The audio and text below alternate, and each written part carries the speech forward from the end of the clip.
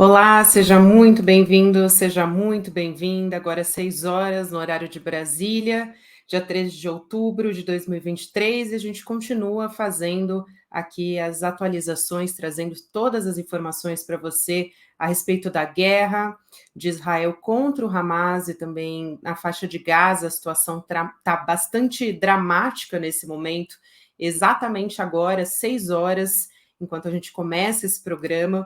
Está terminando o prazo do ultimato que Israel deu para que a população do norte de Gaza tenha que deixar a região em direção ao sul.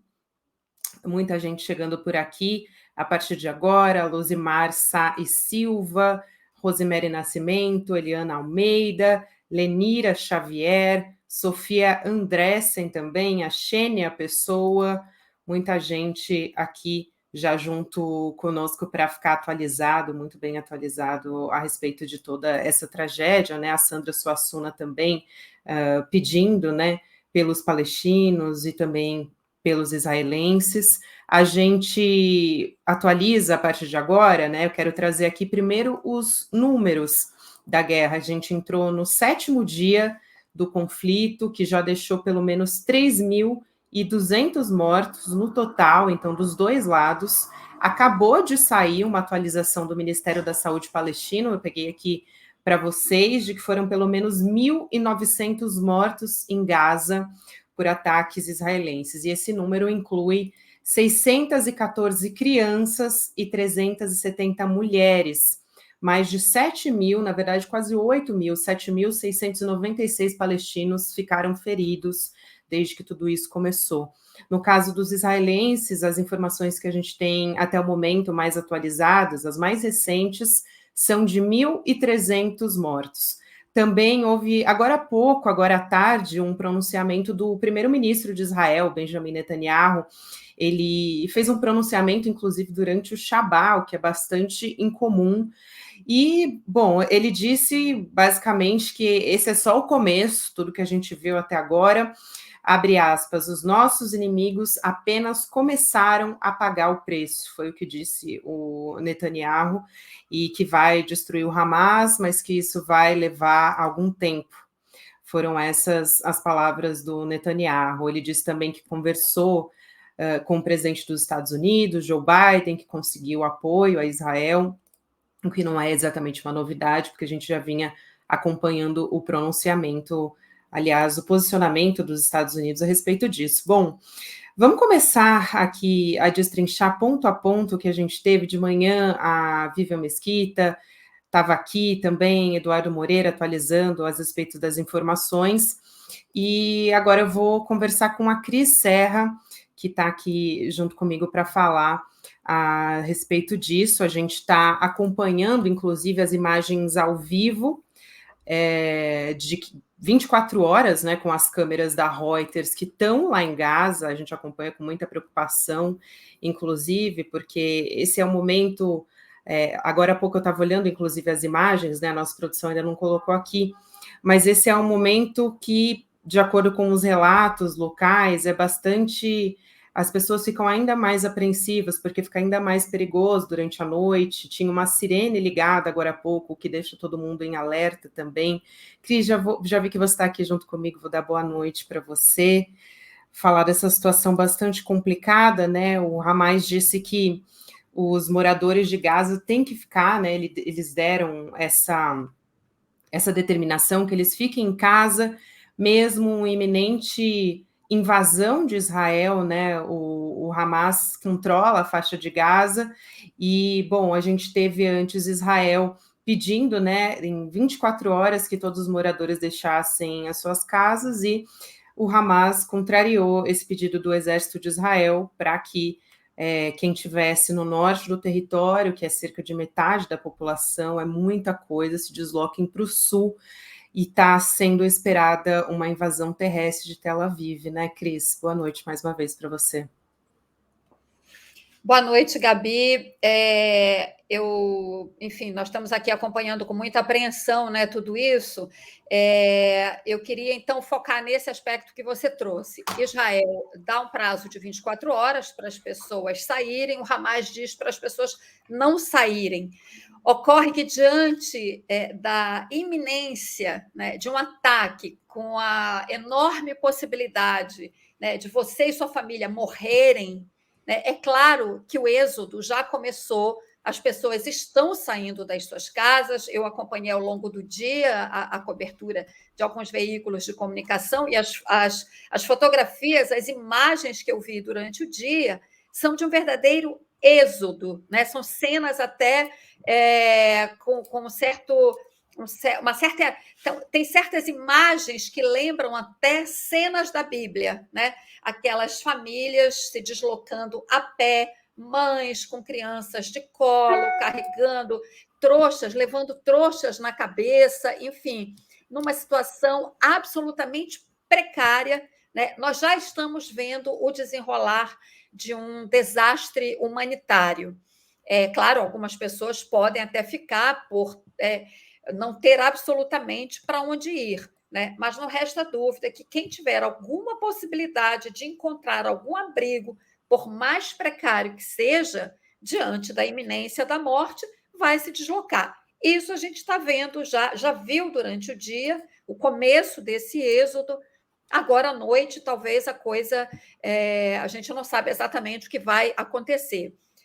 O que eu quero destacar também aqui, Gabi, é o seguinte: a velocidade da guerra, né, e a lerdeza dos organismos multilaterais em tentar conter, não a guerra, porque a guerra já está dada, né, ela já está acontecendo, mas conter este desastre humanitário sobre o qual nós estamos falando aqui. Né? Tem uma reunião no Conselho de Segurança da ONU. Além da reunião, tem esforços acontecendo, né, da parte do Brasil. O assessor especial para assuntos internacionais, o Celso Amorim, assessor do presidente Lula, telefonando, conversando com líderes de nações árabes, de países árabes, a Liga Árabe, para tentar se chegar a algum esforço concreto para estabelecer um corredor humanitário, né? Que, obviamente, precisa de um cessar-fogo para que isso possa ser feito. E nem isso se conseguiu até agora. Por isso que nós estamos vendo esse cada um por si, Deus por todos, né? Essas cenas às quais eu me referi, das famílias pegando a estrada e fugindo a pé. Então, nós temos a velocidade da mobilização militar de Israel, né, com uma mobilização de uma envergadura talvez nunca vista, convocados, e, por outro lado, a lerdeza, né, em tentar conter esse desastre humanitário.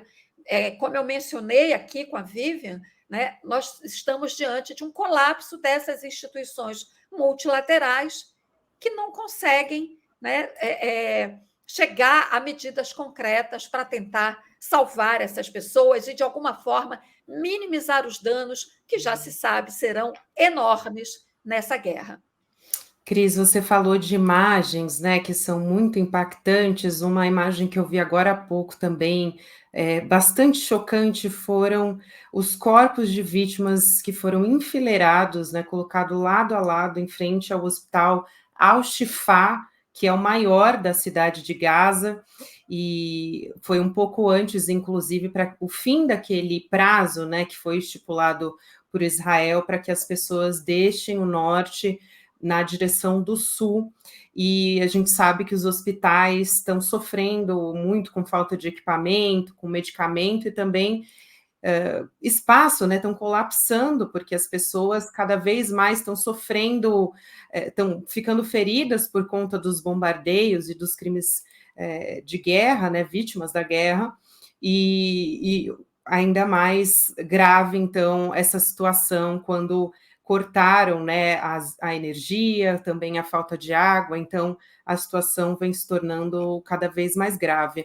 Outra coisa que eu queria chamar a atenção aqui para você comentar, Cris, foi do jornalista que morreu, e a gente teve notícia de que foi um jornalista da Reuters, né, um fotojornalista, o Wissam Abdallah, depois de bombardeios israelenses no sul do Líbano. E, além dele, já a gente tem registro de outros 2 profissionais jornalistas que ficaram feridos nesse ataque que aconteceu ali na fronteira, informação que foi divulgada pelas agências de notícias, e eles estavam cobrindo justamente os bombardeios na área da fronteira, né? E aí eles foram atingidos por um dos ataques, e é dramático, porque esse momento foi registrado ao vivo pela Reuters. Dá para ouvir uma mulher gritando: o que está acontecendo, né? Enfim, eu não consigo sentir minhas pernas, é muito... É horror, realmente, né? E eu acho que a gente precisa ficar muito atento a isso, né, Cris? Porque a gente já tem aí alguns registros de jornalistas, de profissionais de imprensa morrendo nesse conflito, e se trata de um crime de guerra, né? É o horror da guerra transmitido ao vivo e a cores, né, Gabi? Infelizmente, mas foi o que aconteceu, a morte desse nosso colega. Já tem outras mortes já de jornalistas nesse espaço de uma semana de conflito. Então, imagina o que vem por aí. Essa guerra e a envergadura dos ataques do governo extremista de Israel, né, são de tamanha envergadura que não respeitam jornalistas, não respeitam trabalhadores de assistência humanitária, que já morreram também nesta semana, não respeitam profissionais de saúde. Você há pouco mencionou a situação dos hospitais em Gaza. São hospitais que tradicionalmente já são lotados, precários, né? Já vivem à beira do colapso. Agora já estão no colapso. E a organização Médicos Sem Fronteiras, que faz um trabalho de extrema necessidade, mundo afora, mas, sobretudo, neste momento, o Médicos Sem Fronteiras tem um hospital justamente nesta região, ao norte da faixa de Gaza, que Israel mandou as pessoas se deslocarem, saírem, esvaziarem o terreno, né? Porque, claro, essa é uma indicação muito evidente de que haverá uma incursão do exército de Israel ao norte da faixa de Gaza. E o Médicos Sem Fronteiras, a organização, disse que recebeu um aviso de Israel, do governo israelense, de que teria 2 horas para sair. Inclusive, a gente tem essa nota, eu vou pedir assim que possível para a nossa produção colocar aqui na tela, e aí a gente lê também, Cris.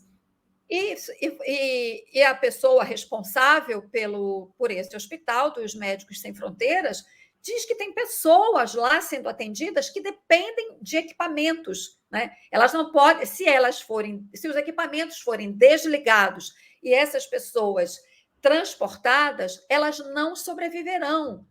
Portanto, nós já estamos falando de uma situação, de uma sentença de morte para essas pessoas que estão ao norte da faixa de Gaza, né? Quem ficar já está condenado à morte diante da iminência desse ataque, inclusive hospitais, né, de uma organização como Médicos Sem Fronteiras, que é conhecida no mundo inteiro, né? Não se pode dizer, porque é uma coisa recorrente no discurso do governo extremista israelense, que o Hamas usa escolas e hospitais como escudos, como fachada, né, para instalações militares, armamentistas do Hamas.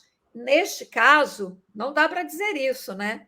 Porque olha só, Cris, vou aqui ler a nota, né, do Médicos Sem Fronteiras, só para o pessoal ver do que a gente está falando. Foi um posicionamento que foi divulgado às 3 horas da tarde, né? Eles publicaram um verdadeiro apelo, como estava explicando a Cris, pela proteção dos pacientes, profissionais que trabalham em Gaza. E aí a nota diz o seguinte: Israel deu ao hospital Al-Alda apenas 2 horas para evacuar. Nossa equipe ainda está atendendo pacientes. Condenamos fortemente esta ação, o derramamento de sangue indiscriminado e ataques a instalações de saúde em Gaza. Estamos tentando proteger os nossos pacientes e profissionais.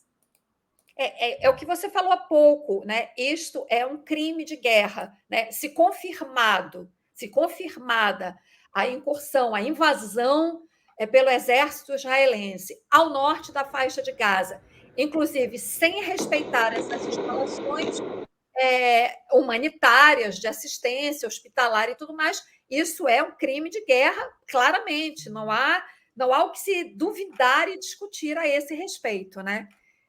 Inclusive, Gabi, no relato que eu li dos médicos se referindo a.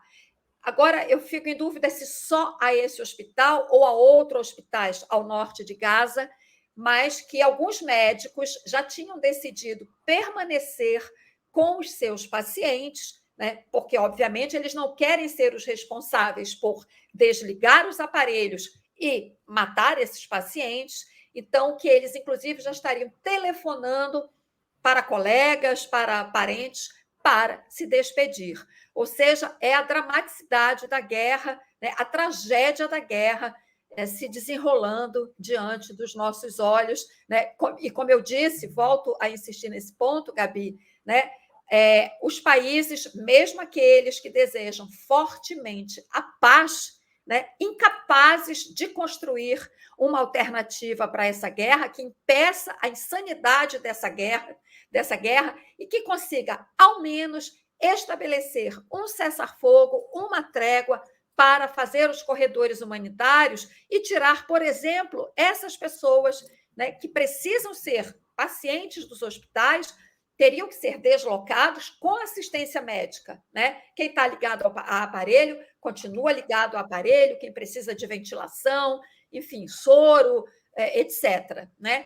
A vida dessas pessoas tem que ser garantida. Não se pode assistir a isso calado, inerte, sem indignação. Né? Não se pode assistir a esse horror da guerra sem conseguir fazer alguma coisa. Né? De uma certa forma, né, seremos todos cúmplices, né, desse massacre que está acontecendo, já está acontecendo, mas que vai aumentar muito mais, pelo que tudo indica, né, pelos próprios anúncios feitos pelo exército israelense. Isso é um fracasso total das instituições multilaterais, e acho que esse é um ponto de reflexão importante, né, que os países, os governos e, obviamente, essas próprias instituições, né, vão ter que parar algum momento e dizer: bom, mas então por que a gente está aqui? Para que a gente serve se a gente não consegue evitar o horror dessa guerra e dessa tragédia humanitária no Oriente Médio? Afinal, para que servimos? Né?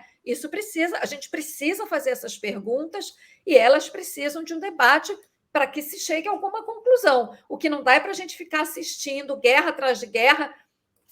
Temos a Ucrânia, né, que continua a guerra da Ucrânia, Rússia, né, e agora mais essa, e não se consegue conter essa insanidade, essa insensatez que nós estamos assistindo. Sem dúvida, Cris, eu chamo a atenção aqui também de que a gente está mostrando as imagens ao vivo agora e de que, claro, né, a gente está mostrando imagens à noite, agora a gente está chegando quase à meia-noite na região, mas dá para ver que eles estão completamente sem luz também, né, as casas não estão com energia, isso que a gente chama atenção aqui. Outra coisa também, Cris, que eu queria chamar a atenção é de que esse aviso de que os moradores da faixa de Gaza que estavam no norte teriam que deixar até às 6 horas da tarde, né, a região para se dirigir ao sul, isso foi feito, mas os bombardeios não pararam de acontecer. Então, assim, muita gente não conseguiu completar esse trajeto justamente porque estavam sendo atacados a todo momento. A gente teve, por exemplo, um ataque aéreo israelense que matou 70 pessoas que estavam em comboio, que fugiam de Gaza, né? Isso de acordo com informação da Associated Press, e a maioria das vítimas, adivinha, mulheres e crianças, né? Enfim, foi uma informação que foi confirmada pela Associated Press. Então, a gente tem realmente uma situação bastante dramática que a gente está acompanhando agora. Eu também. Vai lá, Cris. Se você fica em casa, né, porque não tem para onde ir, você está diante da morte, né, da possibilidade muito concreta de morrer, porque vai haver invasão. Né? A menos que, novamente, por alguma espécie assim, de milagre, né, Israel desista de fazer a invasão pelo norte da faixa de Gaza, atendendo a apelos da comunidade, né, de países, não da comunidade internacional, até porque há setores interessados na guerra. Os Estados Unidos, né, apoiam Israel incondicionalmente, mas há setores interessados na paz, né? Então, por um milagre, se Israel adiasse essa invasão, permitindo que essas pessoas fossem retiradas de alguma forma. Isso não acontecendo, que é o mais provável, a pessoa que ficar em casa está diante da possibilidade da morte. Se ela sai, se ela tenta fugir, escapar, ela também está diante, né? Ela também corre o risco de morrer com a sua família. Quer dizer, é uma situação absolutamente. Não há saída para essas pessoas, não há saída para a população civil, para os palestinos da faixa de Gaza, né? O que só aumenta o horror dessa história toda. Exatamente. E também hoje foi confirmada, né, na verdade, foi ontem à noite, né, de que o Ministério das Relações Exteriores confirmou a morte de uma brasileira, a Carla Stelzer Mendes, uma mulher de 41 anos, foi a terceira vítima brasileira que foi confirmada, né? Isso aconteceu. A Carla morreu por conta de um ataque do Hamas em Israel. E aí o Ministério das Relações Exteriores emitiu uma nota dizendo: ao solidarizar-se com a família, amigas e amigos de Carla, o governo brasileiro reitera seu total repúdio a todos os atos de violência contra a população civil.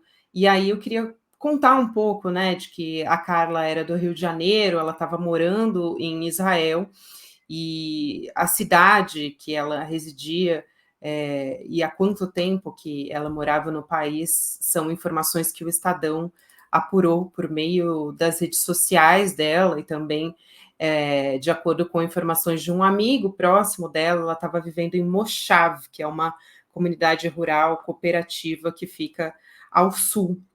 E ela estava justamente naquela festa eletrônica, né, onde morreram também, ou ficaram primeiro desaparecidos e depois a gente teve a confirmação das duas outras mortes, né, e que essa festa foi invadida pelo Hamas no último sábado e foi ali que a Carla também desapareceu.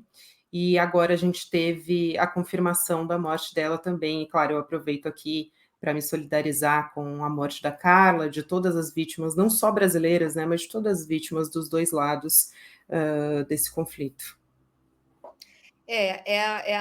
A terceira Terceira cidadã brasileira, isso. brasileira confirmada. E agora, aquela coisa, né, Gabi, diante da iminência de um confronto maior que a gente está aqui vivendo essa expectativa, né, na verdade, né, cabe lembrar aqui uma coisa: nós temos brasileiros vivendo em Gaza e nós temos brasileiros que vão atuar como soldados nesta invasão, neste ataque.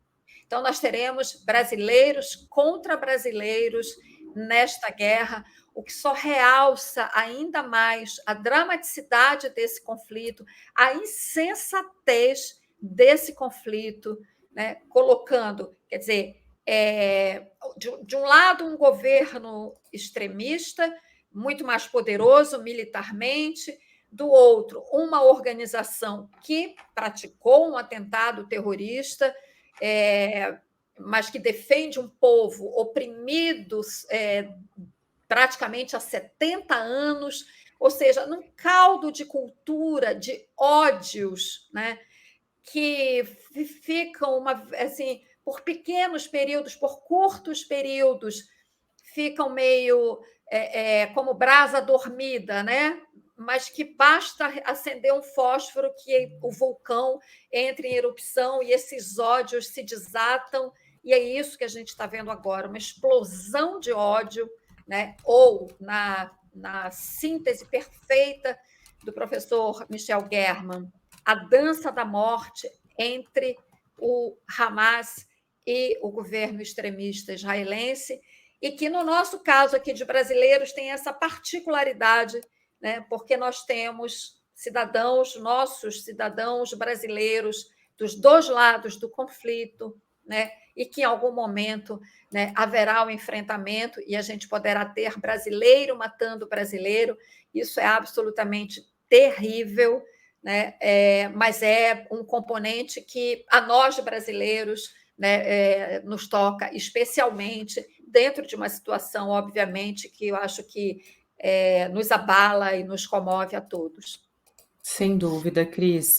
Foi muito bom você ressaltar isso, porque a gente teve hoje mais cedo, pela manhã, a informação da imprensa, né, de que mais de 170 israelenses partiram também de São Paulo rumo a Tel Aviv para lutar na guerra, e há também brasileiros que estão entre essas pessoas, né, que vão estar no conflito. E também a gente tem brasileiros dentro da escola, na faixa de Gaza, que não conseguiram sair, inclusive não conseguiram sair, um dos motivos justamente porque a região estava sendo bombardeada. Eu vou trazer detalhes sobre isso mais tarde, mas a previsão é de que isso aconteça só no sábado, portanto, amanhã de manhã, porque realmente essas pessoas, né, esses brasileiros que estão sitiados ali na faixa de Gaza, não conseguiram deixar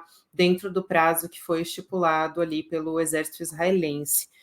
E há um ponto importante também, e que preocupa ainda mais, se é que é possível, né? Me parece que toda hora chega uma notícia demonstrando, né, Cris, que cada vez mais está escalando essa situação, porque o Hezbollah, né, o grupo extremista libanês, ameaçou entrar na guerra contra Israel também, ao lado do Hamas, que é um grupo palestino, e eles disseram o seguinte: vou ler aqui as aspas, né? Então, abre aspas. Conhecemos os nossos deveres perfeitamente, estamos preparados e prontos, totalmente prontos. Quem disse isso foi o Naim Kassem, uma das lideranças do Hezbollah. Ele deu a declaração em Beirute, onde o líder do Hezbollah, o Hassan Nasrallah, estava se encontrando com o representante, né, com o chanceler Hossein Amirabdollahian. Aí sim, pronto, consegui falar o nome completo dele, que é o representante do Hezbollah.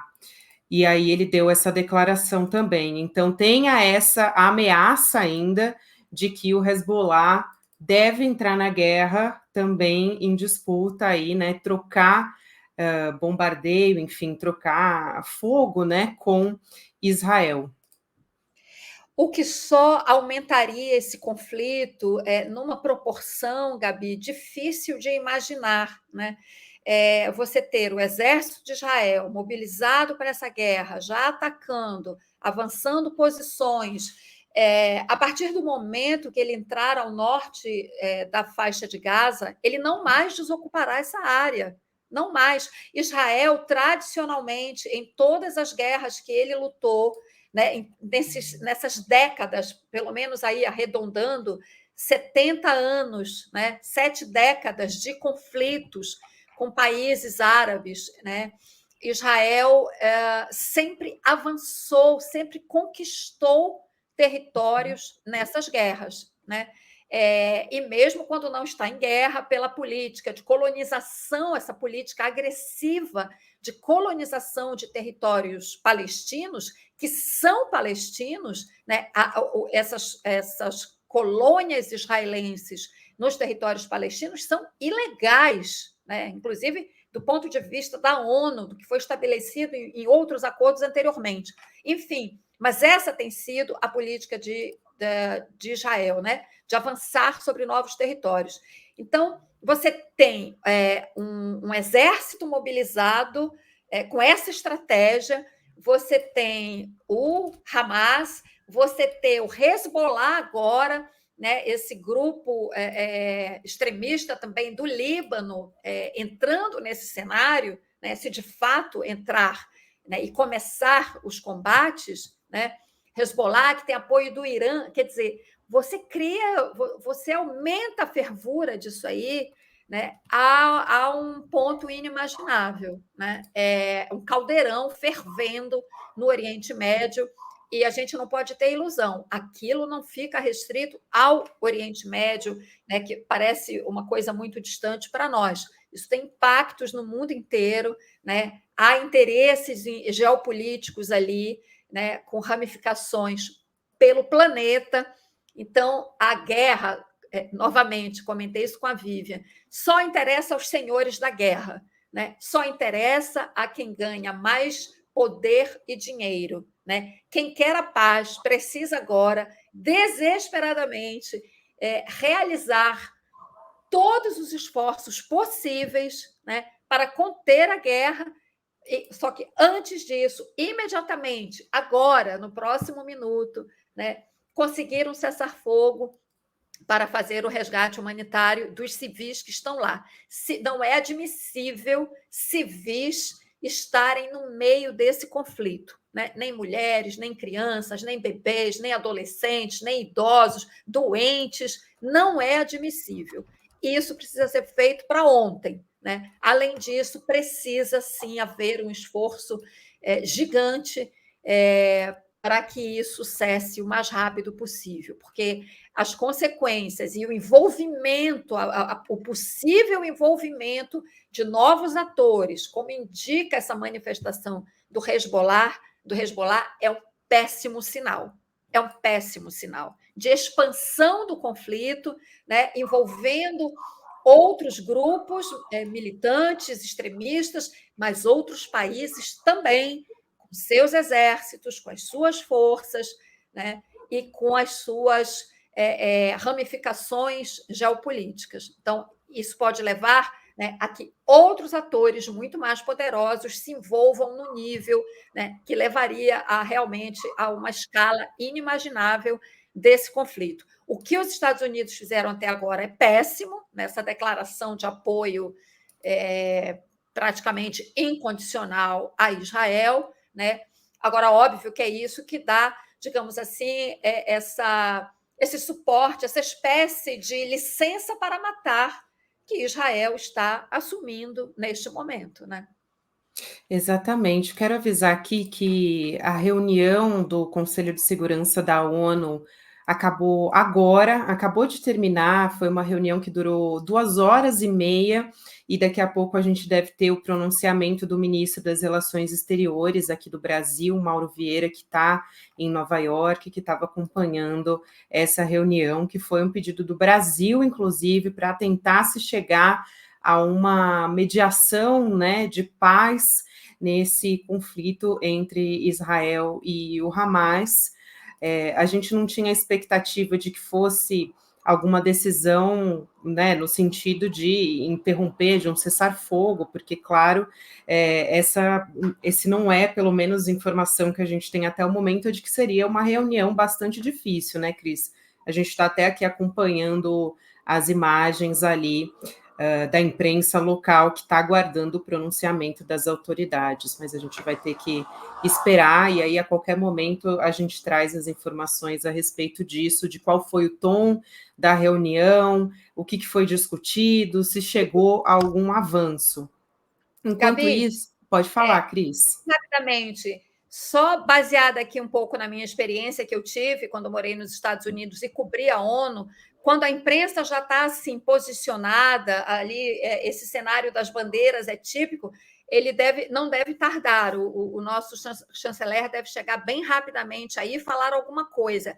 É muito difícil, a gente sabe, conseguir um cessar-fogo, mas se essa reunião do Conselho de Segurança não for capaz de trazer algum aceno no sentido, ele está chegando, eu acho. Olha lá. A gente está tendo imagens ao vivo agora. The escalation of the situation on the ground is extremely worrying and appalling. The region is on the brink of a full-scale war and unprecedented humanitarian catastrophe. We unequivocally condemn the acts of extreme brutality, killings, and the horrifying scale of violence. Any killings and violence against peaceful civilians, both Israeli and Palestinian citizens, is inadmissible. What happened on October 7 on Israeli territory is unacceptable. Israel, by all means, has the right to protect its own citizens. We also reiterate the right of Israel to ensure its security. However, there are two inseparable dimensions of the unfolding tragedy, and we can't highlight one and ignore the other. Indiscriminate shellings of residential areas in Gaza, cutting this territory from water and electricity. Its blockade, which brings to our minds in particular the memories of the siege of Leningrad during the Second World War, are also unacceptable. There are human lives that matter most.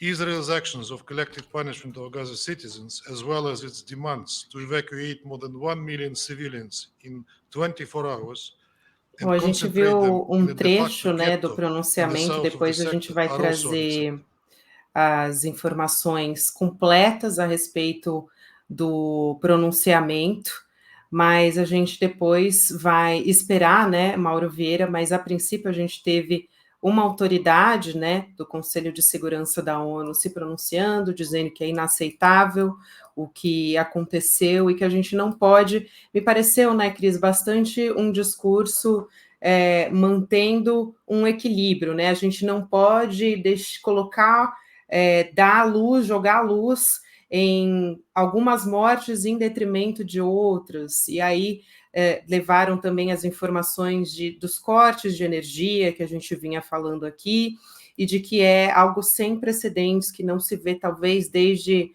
a Segunda Guerra Mundial, né, de acordo com o que a gente acompanhou por aqui. Daqui a pouco a gente deve ter também o Mauro Vieira, né, o ministro das Relações Exteriores, falando a respeito disso. A gente também ainda não sabe se ele vai falar na nossa língua, né, na sua língua mãe, em português, ou se ele vai se pronunciar em inglês. De qualquer forma, a gente vai continuar aqui acompanhando. Gabi, só um destaque da fala, esse representante talvez tenha sido escolhido como porta-voz, talvez não, ele foi escolhido como porta-voz da reunião. Embaixador da Rússia, Cris, só aqui para contextualizar, acabei de ver essa informação.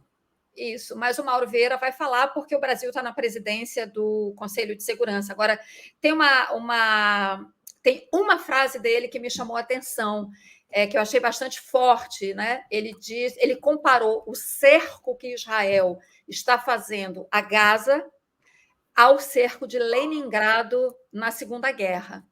É uma comparação que procede, porque, de fato, né, Israel está asfixiando a faixa de Gaza ao cortar água, suprimento de alimentos, remédios e etc. Ele, de fato, fez uma fala equilibrada, como você destacou, mas a comparação do cerco israelense à faixa de Gaza com o cerco à cidade de Leningrado na Segunda Guerra é bastante forte, isso dá um sinal para Israel. Mas, enfim, vamos aguardar para ver se sai, de fato, alguma coisa mais concreta. Palavras são palavras, se perdem ao vento. A gente precisa de ações concretas. Perfeito. Aí o que a gente tem de informação até o momento, de acordo com a Globo News, que está com reportagem local, né, lá na ONU, não houve um acordo nessa reunião, mas agora a gente tem que entender o que foi discutido, né? Se houve algum avanço, se já tem alguma outra reunião marcada, né? Como é que os líderes mundiais estão se mobilizando para chegar num acordo de paz ou caminhando para isso, né, Cris? Quero aproveitar que a gente está falando sobre lideranças mundiais. Outro que se pronunciou foi Vladimir Putin, né? Ele comparou esse cerco em Gaza com um bloqueio a Leningrado, dizendo que isso é inaceitável. Esse cerco ao Leningrado, né? A Leningrado, na verdade, foi promovido na União Soviética pelas tropas nazistas lá em 1941. Isso foi durante a Segunda Guerra Mundial, me lembrei agora porque a gente falou disso. E aí ele disse, o presidente Vladimir Putin, o presidente russo, disse que Israel está respondendo ao Hamas, na avaliação dele, com métodos bastante cruéis. Foi assim que ele classificou. Você vê, né, o representante da reunião, o porta-voz da reunião que falou há pouco, você disse, ele é russo, ele usou exatamente a mesma expressão que o Vladimir Putin usou, ambos referindo-se a esse episódio absolutamente dramático da Segunda Guerra Mundial, que foi o cerco a Leningrado, quando era a União Soviética, hoje é a Rússia, né? O cerco feito pelos nazistas a Leningrado.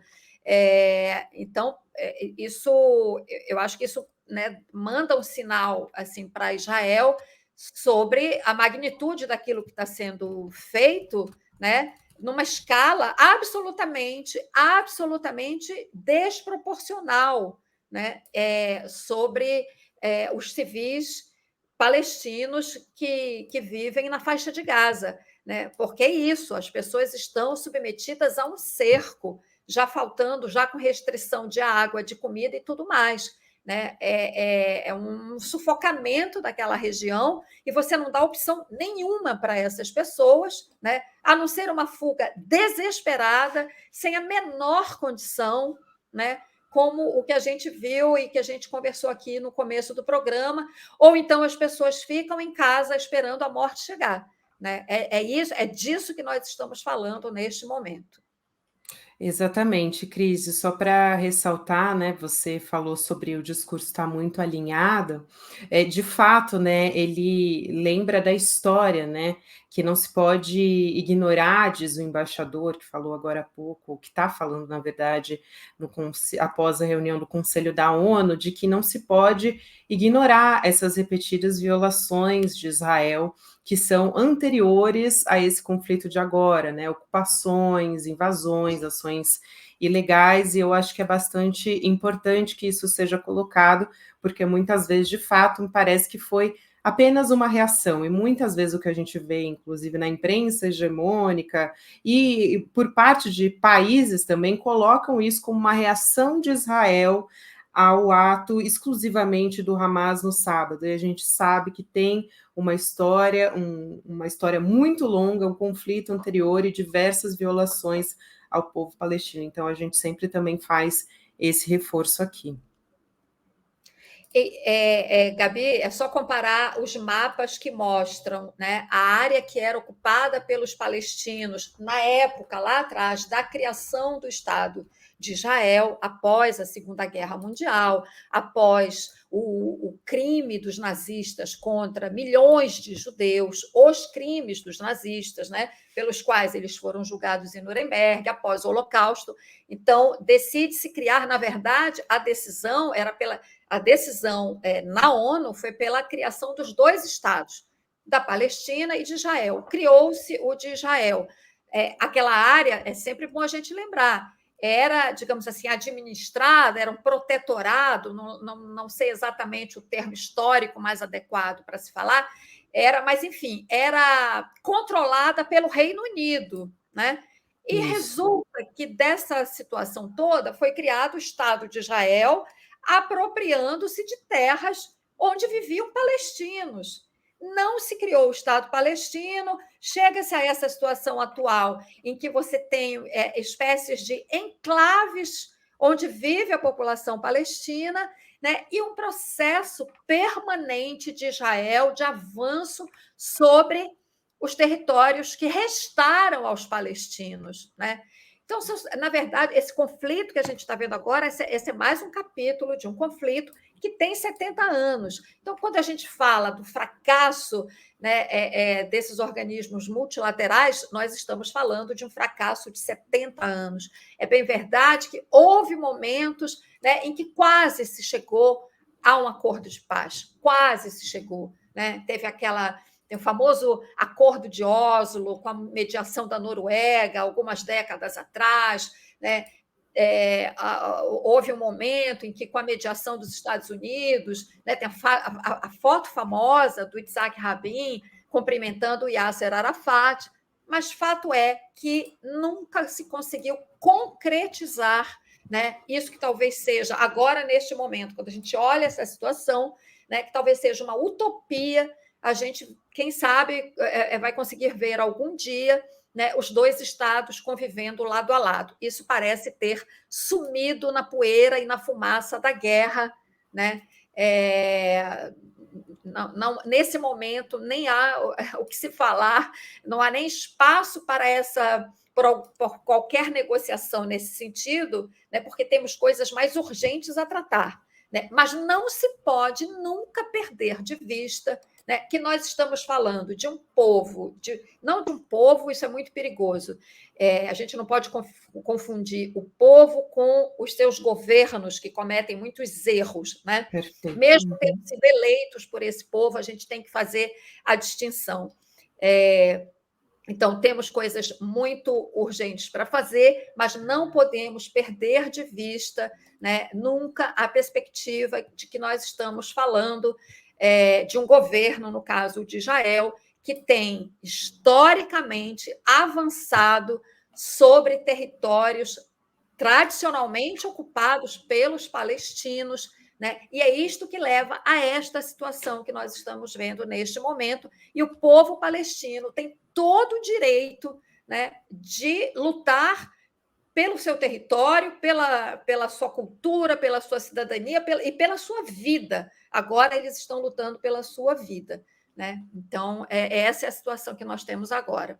Mas a gente não pode nunca perder essa perspectiva histórica, né, de que nós estamos vendo um conflito que se arrasta há 70 anos pela disputa de territórios. Perfeito, Cris. Muito importante a sua colocação. Eu vou me despedir de você, mas antes só queria aproveitar a sua fala, porque você disse que não necessariamente, né, o governo representa um povo. A gente teve 2 pesquisas mostrando, nesse momento, que mais da metade da população israelense quer o afastamento imediato do Benjamin Netanyahu do poder.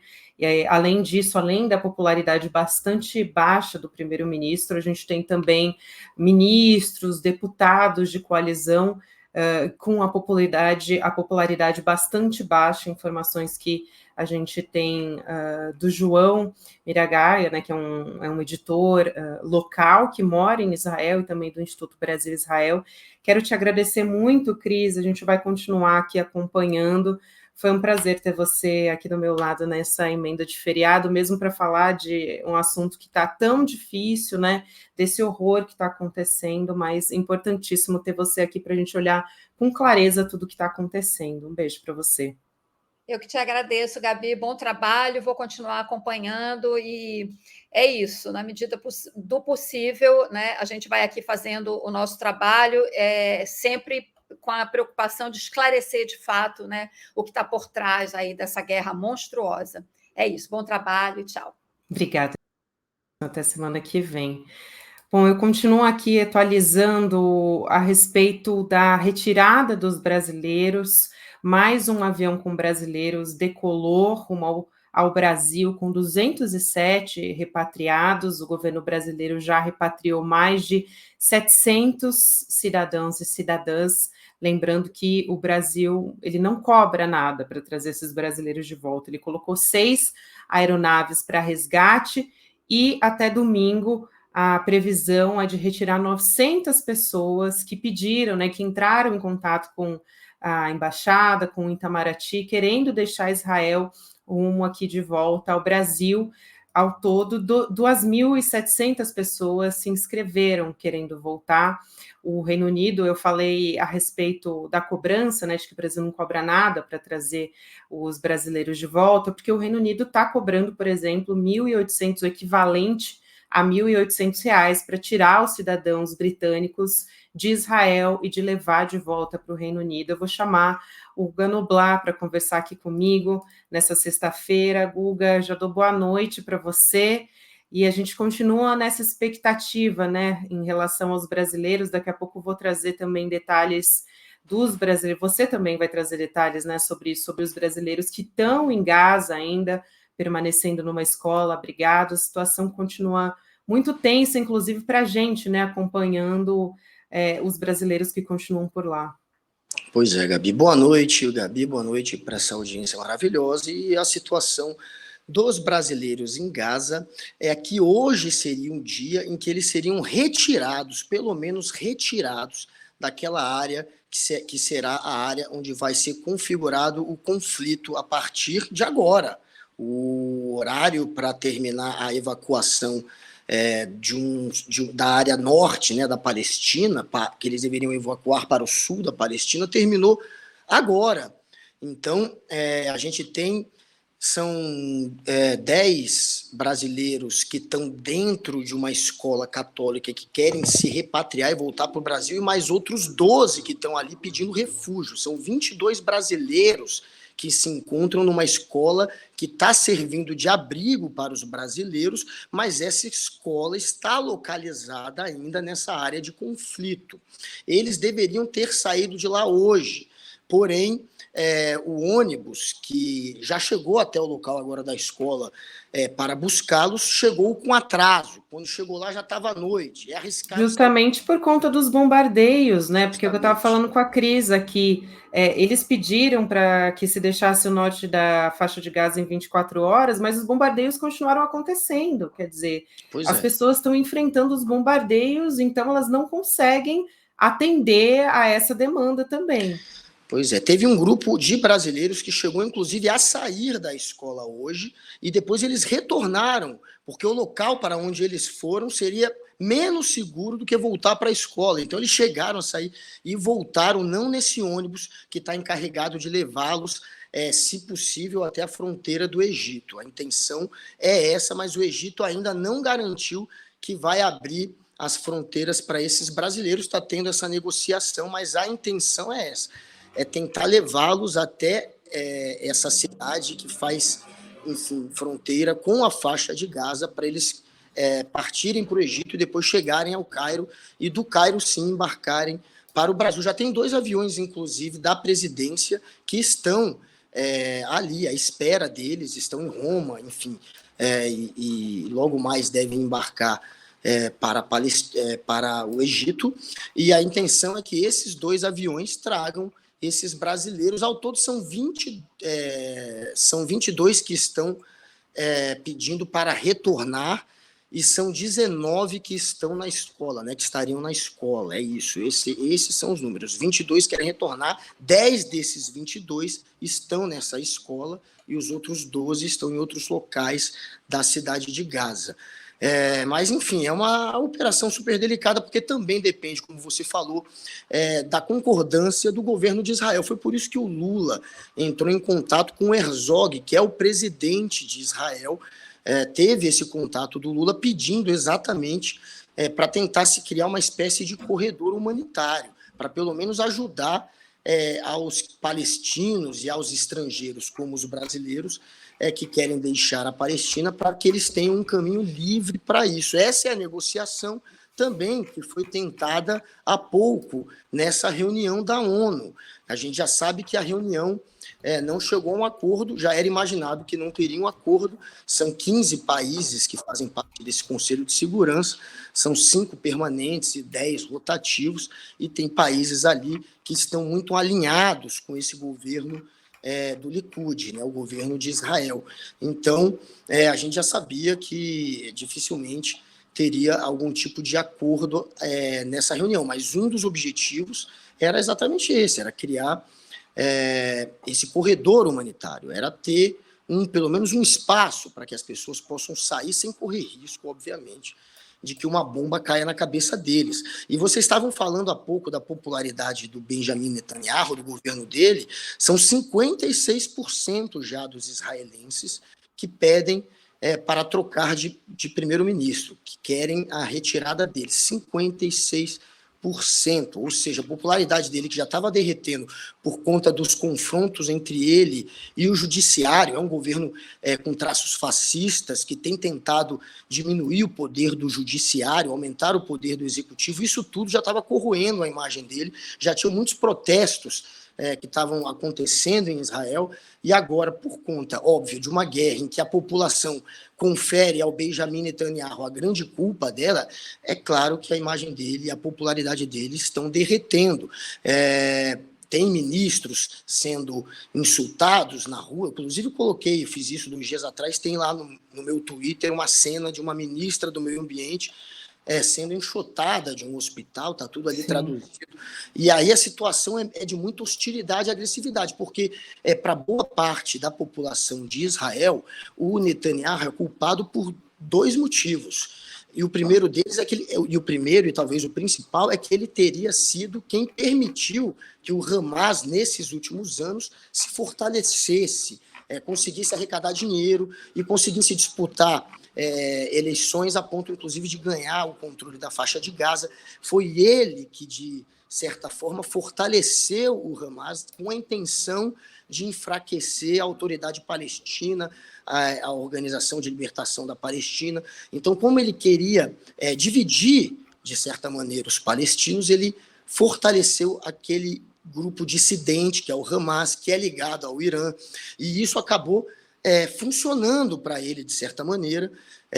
Isso criou um estado de terror, de medo, que justifica essa expansão imperialista de Israel, porque ele precisa justificar o imperialismo de Israel, e ele justifica com base no medo de um possível grupo que pede a extinção de Israel, que é o Hamas, que quer acabar com Israel, que estaria ali na fronteira de Israel. Então serve como bode expiatório para Israel continuar se expandindo. O Hamas funcionou para Israel, mas nesse ataque agora, tão brutal como foi, com o Benjamin sendo considerado um dos responsáveis pelo Hamas chegou onde chegou, é claro que agora a popularidade dele está em xeque. As pessoas dizem, olha a força que ele deu para esses caras, olha o que aconteceu e olha a situação onde ele nos colocou com esse projeto imperialista do Likud, que acabou fechando qualquer possibilidade de acordo. Esse é um governo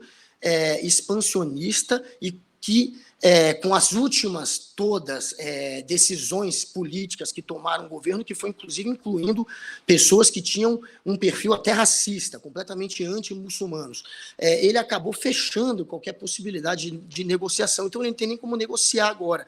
Ele cria um monstro, de certa maneira, ele ajuda o monstro a se criar, ele é atacado pelo monstro, ele não tem mais como controlar esse monstro, e é claro que, por conta disso, a população de Israel está, enfim, colocando em Benjamin Netanyahu a grande culpa dessa situação que eles estão vivendo, e por isso que a gente está vendo a popularidade dele derreter. Sem dúvida, Guga, muito bom você trazer esse contexto. Além desse vídeo que você ressaltou, que, se eu não me engano, foi da ministra do Meio Ambiente, né, do Netanyahu, houve outros casos também, né, ministro da Indústria e Comércio, também do Likud, que tentou ir ao hospital, também foi hostilizado, né, as famílias dizendo, olha só, meus parentes morreram, meus amigos morreram, eu fiquei não sei quantas horas num bunker, né? Então a gente não quer saber, a gente não quer receber a visita de vocês. Mesma coisa, a ministra dos Transportes também tentou visitar as vítimas no hospital, não conseguiu. Então eles têm recebido dessa forma, né? A população tem recebido essas pessoas. Vou reforçar também, Guga, que o ministro das Relações Exteriores aqui do Brasil deve falar a qualquer momento. Ele está reunido com o secretário-geral Antônio Guterres, da ONU, essa reunião que durou 2h30, a gente está aguardando ainda um pronunciamento dele, deve trazer aqui a qualquer momento. Voltando para essa história do grupo de brasileiros que está em Gaza, né, que permanecem nessa escola, tanto refugiados, né, abrigados, quanto também crianças, né, tem jovens. Eu também queria trazer mais alguns detalhes para complementar, né? Porque eles não poderiam, o Guga contou que era para eles terem sido tirados, né, do território palestino da parte norte e terem sido levados para o sul do território palestino, né, da faixa de Gaza, mas acontece que à noite é bastante inseguro, então essa partida acabou ficando para amanhã de manhã por conta disso, e aí esse trajeto também não é rápido de ser feito, né? São 25 quilômetros até a cidade que eles têm que chegar, que é Khan Yunis. Então, imagina só a situação, né, que esses brasileiros estão vivendo, né? Inclusive, uma jovem de 18 anos, a Shahed Albana, que está na escola também, ela fez um relato mais cedo, ela falou com a Globo News, de que, enfim, relatando como é que estava a situação, que estava muito difícil, todo mundo com medo, ela relatou desespero, tem criança junto também, então as crianças ficam chorando a qualquer momento e também percebem, né, que os adultos também estão desesperados. Ela que está junto na escola com a irmã, com uma irmã da igreja, segundo ela, e disse que a escola não é mais um lugar seguro, porque enquanto elas estavam por lá, eles tiveram bombardeios também acontecendo nas redondezas, né? Então você está num lugar e você sabe que isso pode acontecer, que você pode morrer a qualquer momento. E ela fez esse apelo em rede nacional, inclusive, né? Dizendo, no canal pago, no caso, né, aqui no Brasil, mas enfim, fazendo esse apelo de que ela não queria morrer. Foi um relato muito difícil de se acompanhar. Eu quero trazer também, Guga, a nossa produção separou aqui um vídeo de uma criança também que está na escola. A gente teve um menino de 11 anos, um brasileiro de 11 anos, que está à espera dos resgates também. Então, vamos assistir? Oi, tudo bem? Meu nome é Valer. Eu tô muito feliz porque eu tô nessa escola. Essa escola, eu senti com muita segurança, porque aqui a gente não pode morrer. Aqui o chão é limpo, tudo é limpo. A gente tem, cada um cada um tem uma casa sozinha aqui. Essa escola é muito melhor para mim do que ficar de casa. Muito obrigada, Safara Brasil. É muito difícil de assistir, né, Guga? As vítimas de Gaza são jovens. Gaza é a população mais jovem do planeta, por conta da situação que eles vivem. Então, a maioria absoluta das vítimas desse bombardeio são jovens de 14, de 15, de 16, de 17. A gente está mostrando agora as imagens do grupo. Do grupo do Brasil. Esse é o grupo do Brasil que está na escola. São 19, são 11 crianças. Daí a gente vê isso que eu estou dizendo, o quão jovem é a população de Gaza. Neste grupo de brasileiros, a gente tem 11 crianças. E na população de Gaza, a maioria absoluta são jovens, tem 17, a maior parte da população de Gaza, a maior parte tem 17 anos. Isso você só vê ali, porque eles morrem tão jovens, enfim, que você só vê uma população tão jovem assim lá. A idade média dos habitantes de Gaza é essa que eu falei, 17 anos de idade, é a idade média.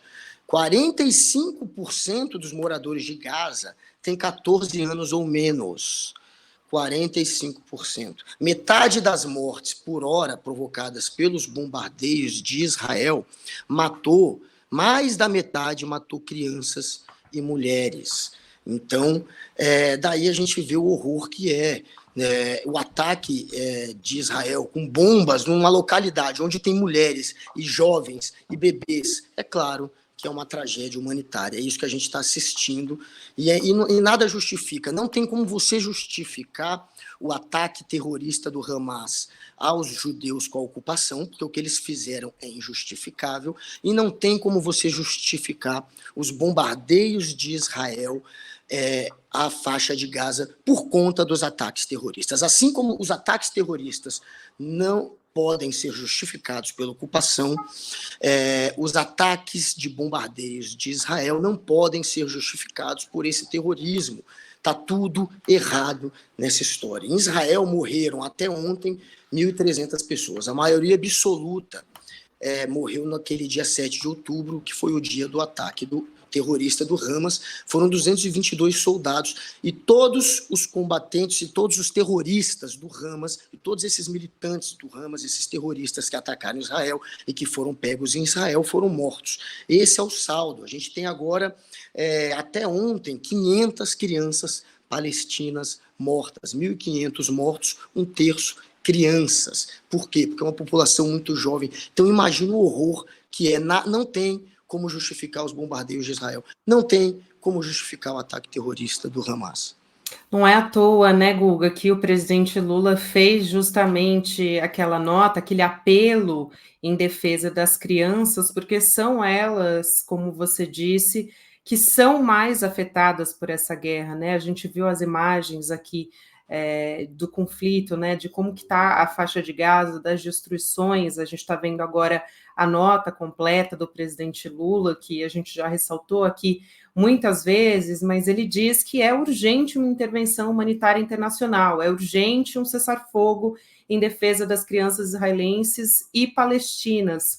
Então, de fato, é uma situação que preocupa e que choca muito. A gente vê que a cara da guerra, muitas vezes, a maioria das imagens que eu tenho visto são realmente de mulheres e crianças feridas, procurando os hospitais. Vi uma imagem que eu comentei aqui mais cedo também, de corpos que foram enfileirados em frente ao maior hospital da faixa de Gaza. Então, a gente vê cada vez mais e provavelmente vai se complicar ainda mais essa situação agora que a gente já completou essas 24 horas de que o exército israelense demandou que as pessoas deixassem o norte de Gaza, né, para que se dirigissem ao sul do país, e muita gente não conseguiu fazer isso.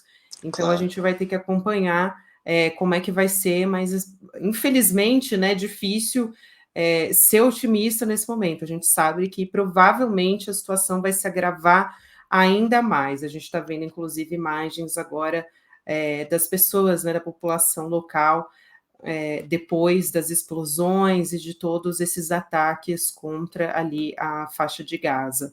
Guga, quero também comentar com você a respeito dos israelenses, né, mais de 170 israelenses que partiram de São Paulo rumo a Tel Aviv para lutar na guerra, né, um grupo de pessoas que estavam em diversos países, inclusive da América Latina, viajou hoje com o apoio do Serviço Diplomático de Israel. Uma reportagem da Folha de São Paulo, da Maiara Paixão, trouxe os detalhes disso, né, de que os israelenses que estavam aqui na América Latina embarcaram hoje para somar ao exército na guerra contra o Hamas, né, ajudar nos serviços de emergência também. Então, hoje, mais cedo, esse embarque aconteceu lá no Aeroporto Internacional de São Paulo, que fica em Guarulhos, e também onde se reuniram ali homens e mulheres que estavam no Brasil ou que vieram aqui dos nossos países vizinhos.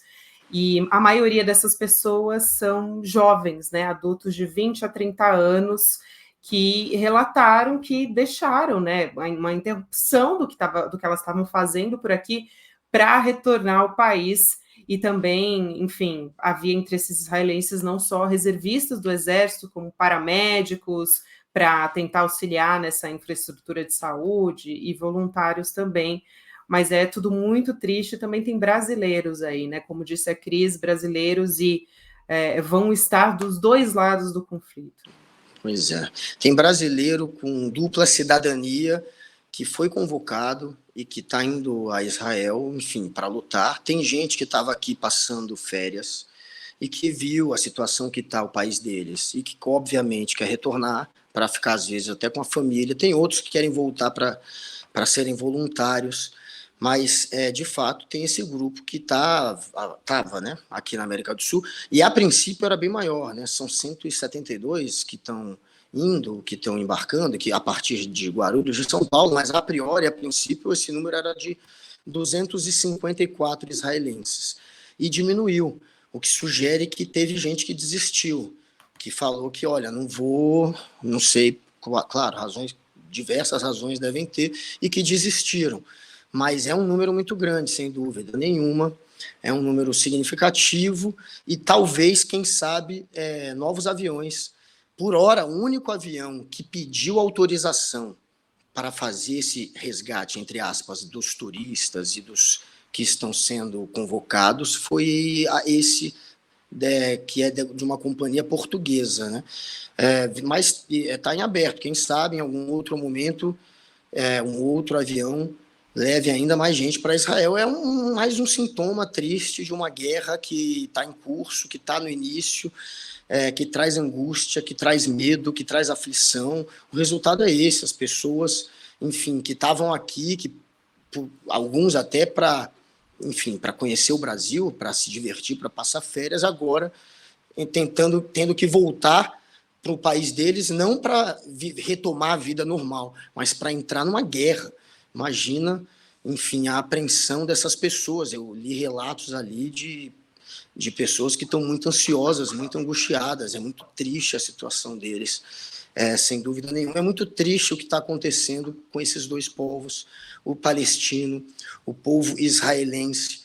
Então, só tem vítimas, e os culpados são aqueles que não têm o interesse na paz. Enquanto tiver o Likud no poder, que é um governo realmente fascista, imperialista, enquanto tiver esse governo do poder em Israel, enquanto tiver o Hamas comandando a faixa de Gaza, o Hamas que sempre foi, que nasceu do terrorismo e nunca deixou de ser terrorista, né? Tinha gente que tinha esperança que, como outros grupos terroristas, eles pudessem migrar para a política um dia. E aí o resultado está aí. E quando você ouve os líderes do Hamas, é de um radicalismo, é a teocracia pura, eles são fundamentalistas religiosos, teocratas, que, enfim, são pessoas que não deixam de lado qualquer resquício de democracia, não são pessoas libertárias, é aquilo tudo que a gente abomina, o Hamas e o Likud. Enquanto e para eles não interessa a paz, os dois faturam no medo, porque o projeto imperialista de Israel precisa da justificativa do medo, do terrorismo. É isso que faz com que Israel tenha opinião pública do lado para seguir no projeto imperialista. Então, para Israel, para o Likud, não interessa.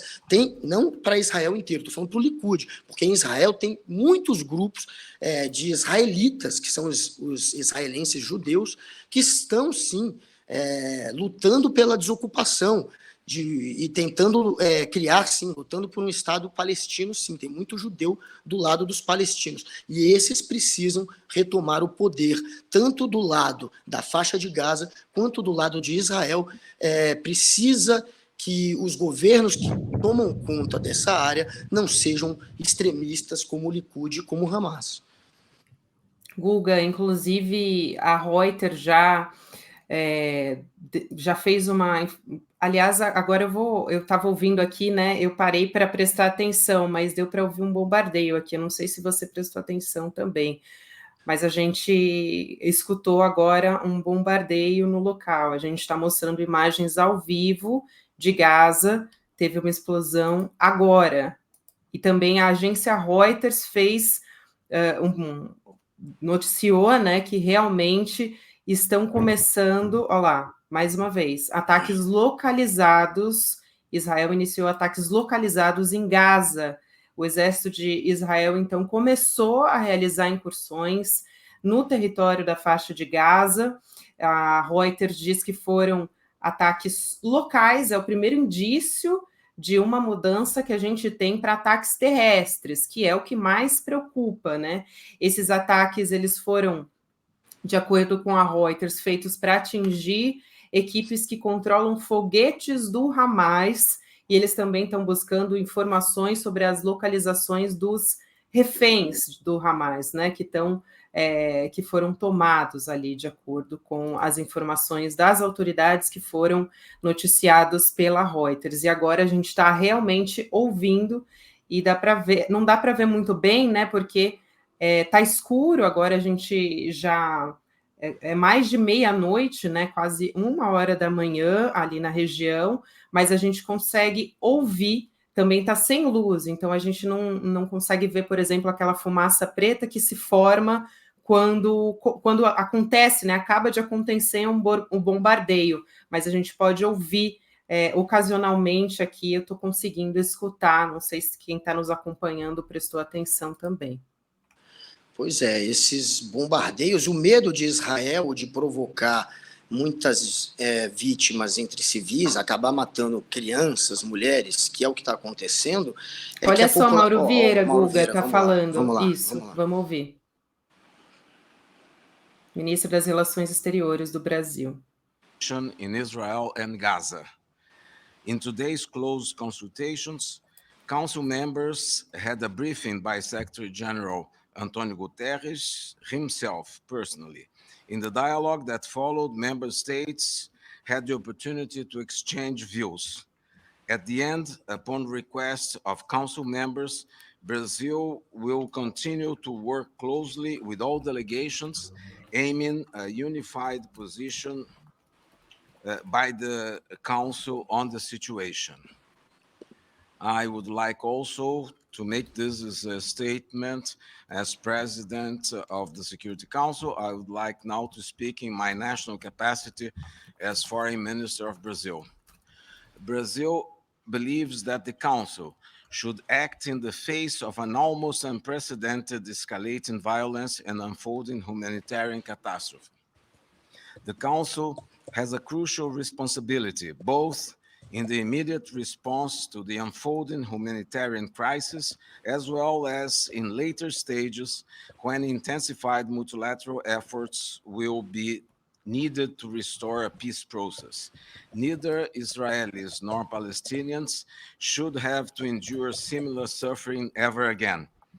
I came to the UN firstly to convey President Lula's call for an urgent multilateral humanitarian action to end the suffering of civilians caught up in the midst of these hostilities.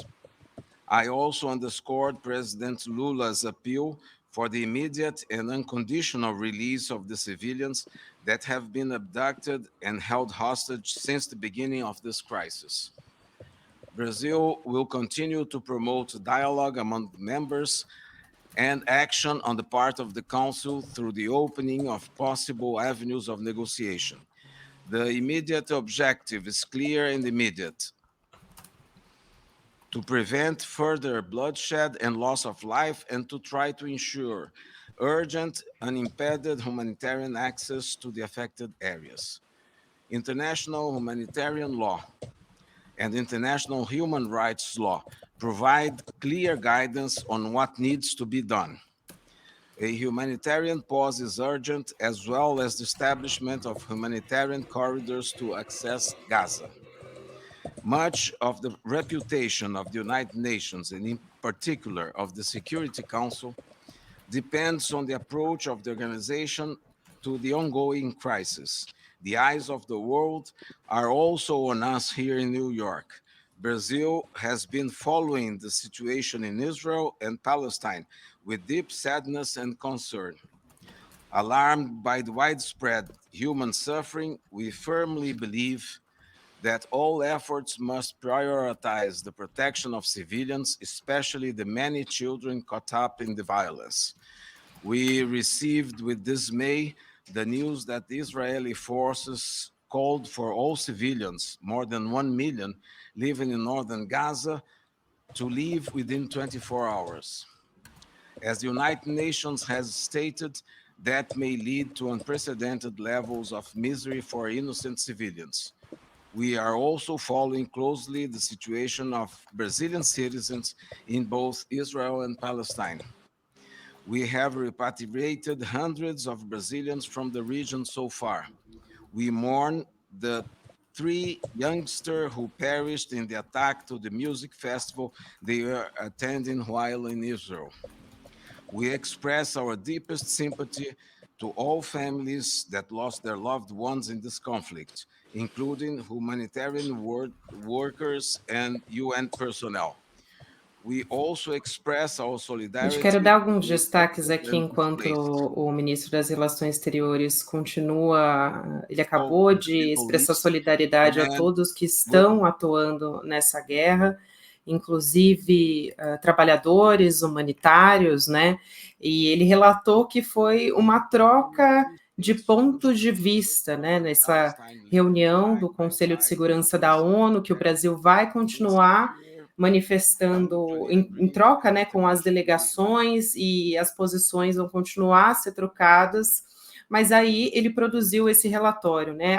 Aí agora terminamos o discurso. Ele disse que como presidente, né, do Conselho de Segurança da ONU, o Brasil está ocupando essa posição. Nem os israelenses e nem os palestinos devem sofrer algo como eles passaram desde sábado, nunca mais. Ele ressaltou que o presidente Lula pediu por essa reunião do Conselho urgentemente, por conta da preocupação, principalmente com as crianças, e que o Brasil vai continuar promovendo esse diálogo para que se possa chegar, né, a uma negociação Eles também disse que os direitos humanos, né, e todo o direito internacional tem guias bastante claros do que deve ser feito, e ressaltou também que corredores humanitários para Gaza são mais do que necessários, né? E aí, claro, fez aquele de praxe, né? Prestou solidariedade, disse que o Brasil está acompanhando com preocupação e muito sofrimento, mais uma vez fez destaque ali como a nota do presidente Lula às crianças e também a essa demanda de Israel, né, que demandou que os palestinos deixem o norte da faixa de Gaza em 24 horas. Então, dizendo que isso também é um sofrimento para a população local sem precedentes e que acompanha com muita preocupação isso, né, Guga? Se você quiser comentar também, fica à vontade. Ele foi para essa linha, né, das ações humanitárias que estão sendo impedidas por causa do bombardeio, a necessidade, portanto, de um corredor humanitário, que era uma das principais reivindicações do Brasil nessa reunião. Um dos principais motivos da reunião era esse. Ele também aproveitou para falar, claro, dos mortos aqui no Brasil e lamentou todos os mortos, os três brasileiros mortos que estavam naquela rave em Israel, e aí aproveitou para lamentar também todos os mortos nessa guerra. Ele foi muito incisivo nesse ponto, né, da retirada, da evacuação de parte da faixa de Gaza em 24 horas, o quanto isso pode, enfim, piorar a situação de vítimas, de gente inocente que está ali e que, enfim, são vítimas dessa guerra. De certa maneira, ele também aproveitou para fazer uma espécie, não vou dizer de propaganda, mas ele promoveu um pouco o governo Lula, e ele aproveitou, portanto, para falar que o governo conseguiu já trazer para o Brasil uma centena de brasileiros, nesse que é o maior programa de repatriação que a gente já viu, né? Exatamente, Guga. E enquanto a gente está conversando aqui, a todo momento eu estou ouvindo aqui os bombardeios acontecendo. Então, às 6 horas da tarde foi o período de 24 horas que acabou, e realmente, de acordo como informou a reportagem da agência Reuters, começaram os bombardeios. Então, realmente o exército de Israel já entrou, né, na faixa de Gaza, no norte da faixa de Gaza, e agora a gente acompanha aí bombardeios que vão de tempos em tempos, a gente está ouvindo aqui ao vivo isso acontecendo, e a cada vez que a gente escuta é uma preocupação, né? Imagina as pessoas que estão lá nesse momento sabendo que realmente isso vai acontecer a partir de agora com mais frequência. Guga, quero te agradecer aqui, querido, pela companhia nessa emenda de feriado. Até semana que vem a gente se encontra. Um beijo para você. Beijo, Gabi. Beijo para todos. Boa noite. Boa noite. Bom, eu vou continuar aqui, claro, acompanhando todas as informações de momento, todas as novidades, né, a respeito disso, de todo esse conflito, eu vou trazendo aqui ao vivo, mas quero chamar agora o Pedro Barciela, né, que já está aqui junto com a gente, para falar a respeito da movimentação das redes sociais durante a guerra, né, informações que correm paralelamente a esse conflito nas redes sociais e que tem sido muito único, né, a expressão de como a polarização nas redes está acontecendo, enquanto a gente já tem que se preocupar com o horror dessa guerra, né, Pedro? Boa noite para você. A gente ainda tem que se preocupar com informações falsas, com espetacularização nas redes sociais. Perfeito, Gabi. Muito bom falar contigo. É um prazer estar aqui no ICL nessa noite de sexta. Gabi, o interessante é observar na forma como vem sendo conduzido o debate nas redes sociais, que tudo acaba se repetindo, né?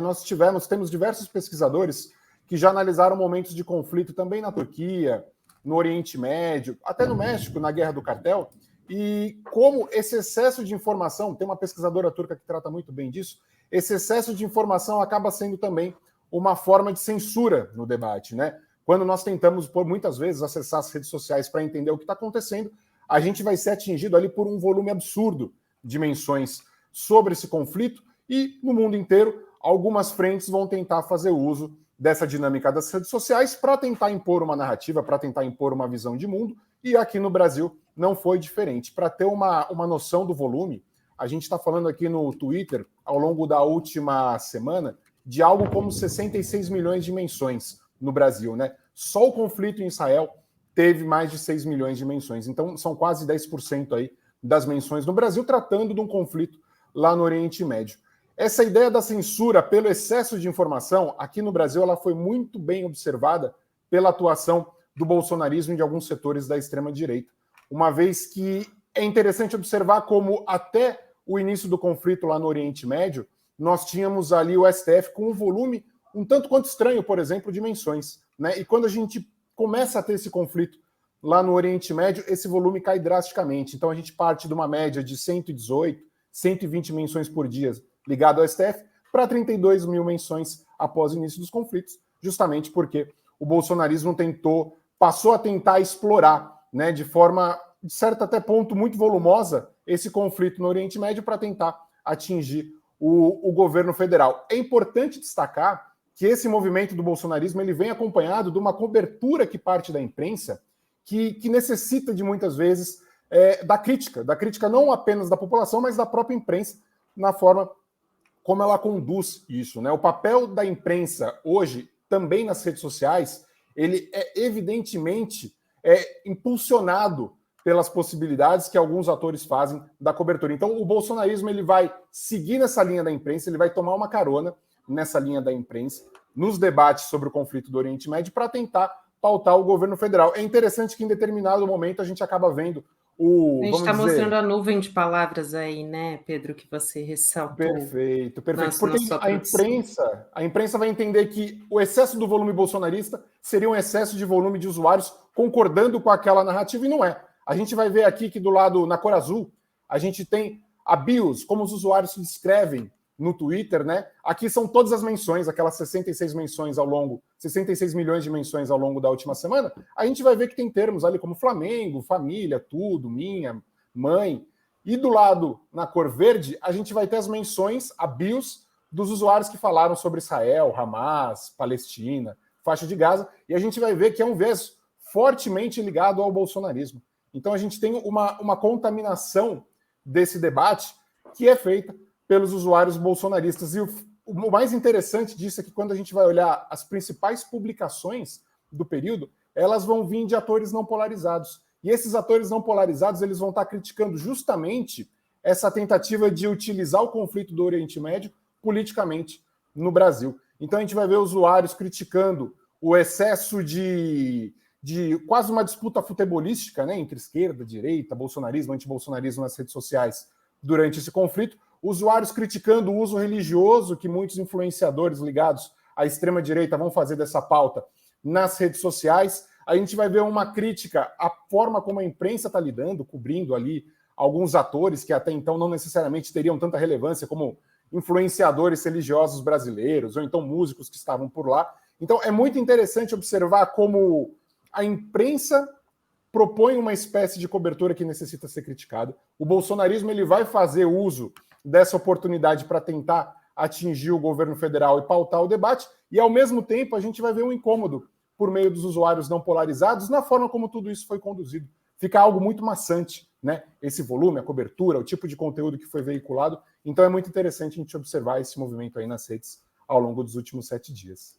E acho que vale muito a pena também a gente trazer como o X, né, o Twitter, e a Meta também, que é a do Instagram, né, a empresa do Instagram, Facebook, WhatsApp, estão sendo questionados na União Europeia por conta de desinformação, que, como você disse, né, a gente tem recebido diversos tipos, a gente tem encontrado nas redes sociais diversos tipos de desinformação, fake news sobre a guerra entre Israel e o Hamas, e aí a demanda do bloco europeu é de que as empresas removam esse conteúdo ilegal das redes sociais, e se não cumprir essa ordem, elas podem enfrentar multa aí de até 6% do faturamento global, e em caso de reincidência, até ser proibidas, elas, né, todas serem proibidas de operar na Europa. Você acha que essas ações são efetivas? Porque realmente a gente vê não só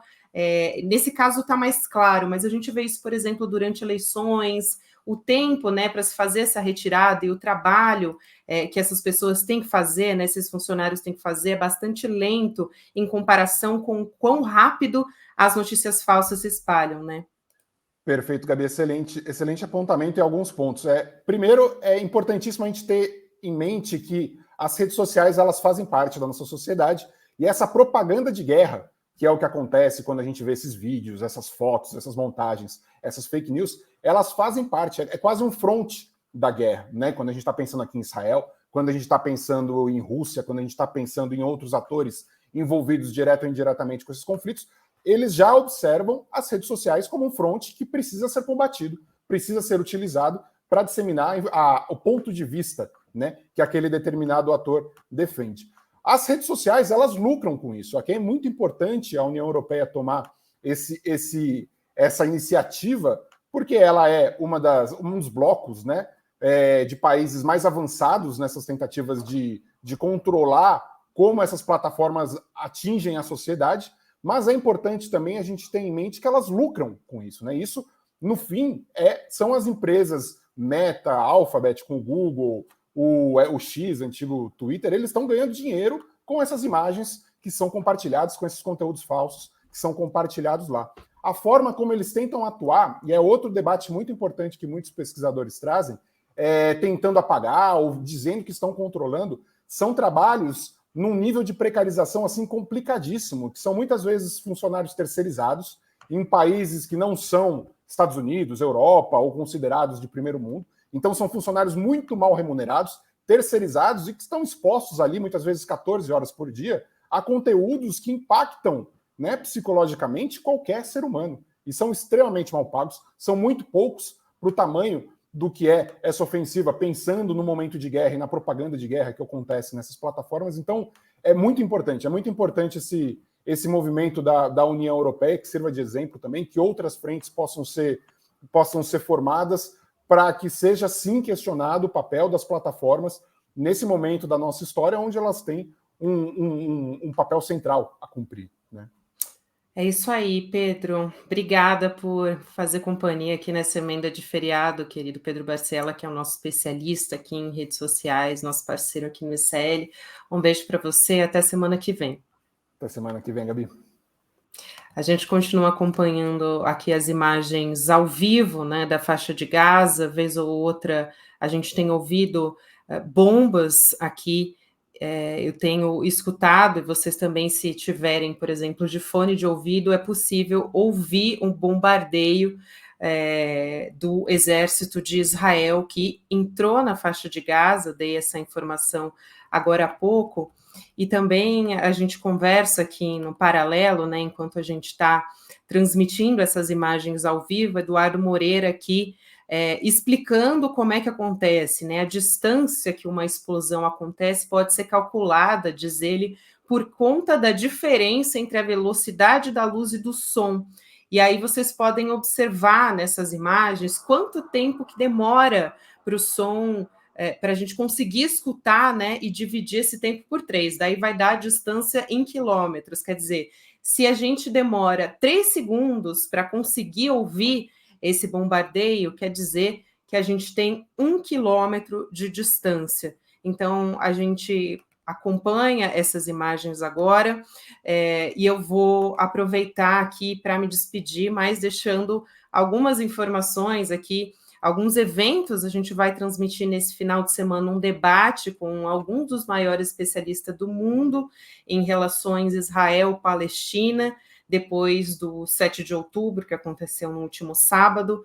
O evento, a nossa produção vai colocar aqui na tela o card, se eu não me engano, mas o nome do evento é Motivações e Consequências. Então, a gente aqui do Instituto Conhecimento Liberto, o ICL, vai legendar e depois vai disponibilizar esse vídeo em todos os nossos canais também. É muito importante que a gente esteja munido com todas as informações confiáveis, e de pessoas, né, pesquisadores que realmente entendem desse conflito. A gente precisa aprender sobre o que está acontecendo. E também quero te lembrar que a gente vai ter o aniversário do ICL na próxima segunda-feira. Enquanto a gente está se despedindo aqui, não quero deixar de dar esse recado para você também, porque a gente está bastante ansioso com o que vai ser anunciado nesse aniversário, que vai ser às 18h, né? Eu vou trazer aqui o vídeo agora para vocês verem os detalhes das novidades que vem por aí, antes da gente se despedir. Feira que vem, galera, vai ter, não é que é uma novidade, não, é a novidade. Will, tá sabendo da novidade? Amiga, sim, eu recebi no zap agora, o dedo de compartilhar tá coçando já. É inacreditável, todo mundo precisa saber disso. Olha só, vai rolar o aniversário do ICL e esse vai ficar para a história.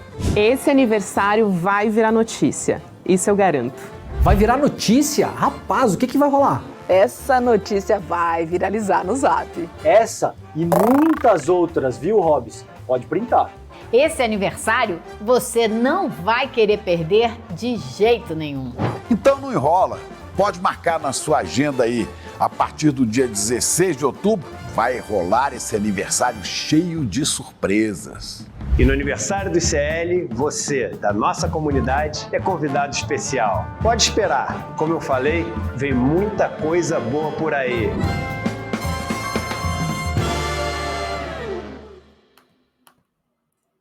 Eu amo esse vídeo, gente.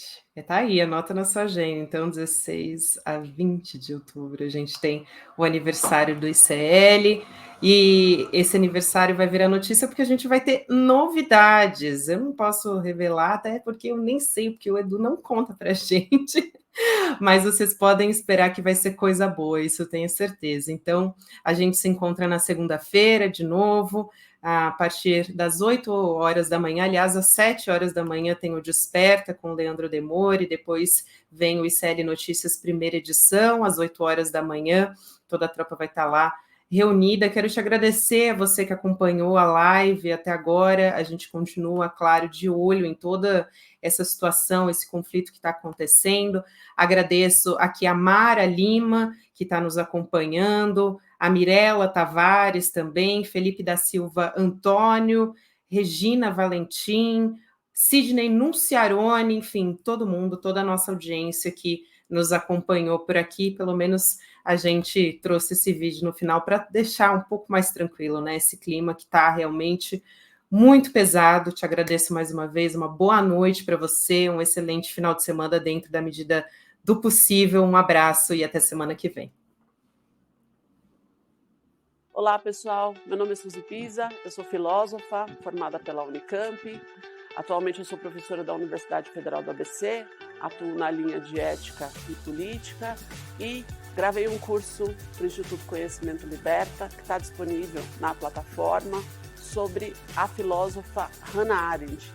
Hannah Arendt é, sem dúvida, uma das grandes pensadoras do século XX, de fundamental importância não só para a filosofia, mas para as ciências humanas de maneira geral. Esse curso ele tem a peculiaridade de trazer para vocês grandes textos da Hannah Arendt. Então, a cada aula eu fui apresentando alguns fragmentos de obras como Entre o Passado e o Futuro, As Origens do Totalitarismo, enfim, tantos outros textos da Hannah Arendt que são fundamentais para compreender conceitos fundamentais da teoria dela, mas também procurei tensionar o pensamento dela com uma série de discussões contemporâneas que a própria Hannah Arendt é tensionada, é questionada, como, por exemplo, as questões raciais no texto Responsabilidade e Julgamento. Com essa diversidade de textos e de temáticas, eu acabei elaborando um título para o curso que ficou Pensar com e contra Hannah Arendt. Então, não apenas com o intuito de apresentar a autora para vocês, mas também apresentar, eu tive o intuito de fazer com que cada um que se aproxime do curso, que possa acompanhar essas aulas, possa pensar criticamente o que significa essa pensadora e de que maneira que ela contribui para desenvolver a nossa capacidade de pensar sobre política, sobre temas tão fundamentais nos dias de hoje, como banalidade do mal, o que é uma esfera pública e todas as discussões tão relevantes acerca de regimes totalitários e a própria definição do que é política. Eu convido vocês para acompanhar esse curso, espero que vocês gostem. Além do meu curso, tem mais de 200 cursos na plataforma do ICL, cursos de altíssima qualidade, com grandes professoras e grandes professores, grandes intelectuais brasileiros. Eu tenho certeza que cada um de vocês que acessar a plataforma vai ter bastante coisa para aprender.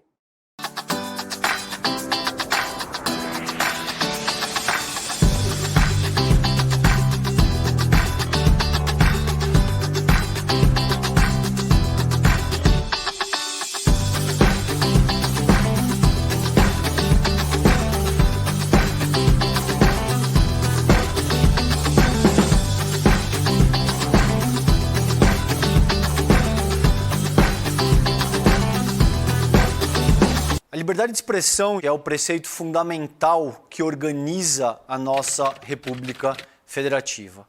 É um valor constitucional que deve ser respeitado, porque sem a liberdade de expressão e, sobretudo, sem a liberdade de imprensa, não existe o adequado funcionamento daquilo que a gente chama de nação. Contudo, ao longo dos últimos anos, sobretudo sob a égide do bolsonarismo, as pessoas passaram a confundir liberdade de expressão com a liberdade de praticar crimes. A liberdade de expressão, ela não compreende a prática de crimes. Com isso bem estabelecido, fica evidente que respeitar a liberdade de expressão, principalmente quando aplicada para a liberdade da imprensa, é absolutamente fundamental para que a gente tenha o bom andamento da República e que a gente consiga manter os valores que sustentam o nosso Estado democrático de direito.